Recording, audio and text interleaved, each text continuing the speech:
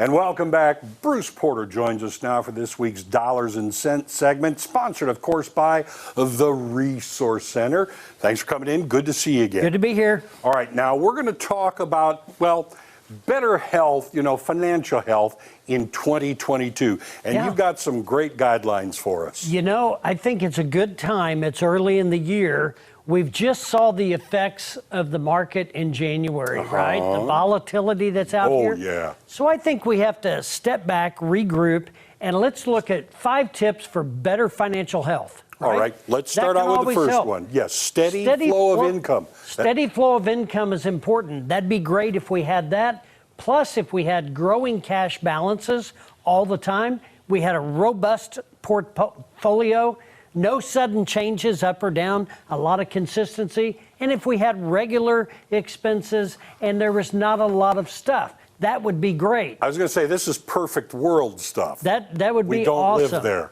But it's hard to get to that point. Exactly. You want to try to figure out, what do I have to do to get to this euphoria of financial independence? Jump in. What do we have to do? So now we can go to the next slide. It's going to tell us. We're going to review our processes.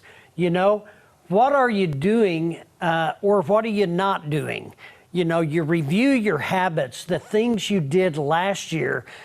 Is there consistency in what you're doing? Are you spending erratically, or are you very focused on your spending? Your expenses, your regular expenses, things you're like that. keeping track of every penny, right? If you're in your process, if you're doing things that you shouldn't be doing, evaluate that and make a change.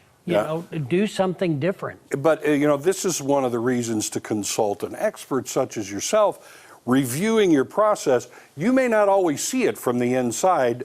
An outside view can often help. Always get an opinion. It can't hurt. You can come in and say, hey, this is what I'm doing. What do you think? I'll give you my advice and maybe tap you on the shoulder and give you a couple things to think about. Now, number 2, identify unnecessary expenses. One thing that we do every single month at the office, we look at the expenditures that we're making. Our, credit card bills, we review every item. We look at all the details, and I think personally we should be in the habit of doing that. Look at the patterns of your spending behavior. Figure out, are you doing unnecessary things or do you have any bad habits? If you do, try to correct that behavior. It's not going to happen overnight, but if you focus on it, maybe you can make some improvements over the next few months moving forward. Sometimes things in life can drive you into a bad habit that you don't even recognize. That's right. And it could be something like health. If your health deteriorates, you're off work, maybe you're spending more money. If you're stuck at home, you're snacking. I have a hard time staying out of Walmart's snack aisle. I get you. So you got to evaluate that. Monitor statements for errors. That was one I just saw up there. Yeah. It's very uncommon that we don't find an error in some kind of a billing every month.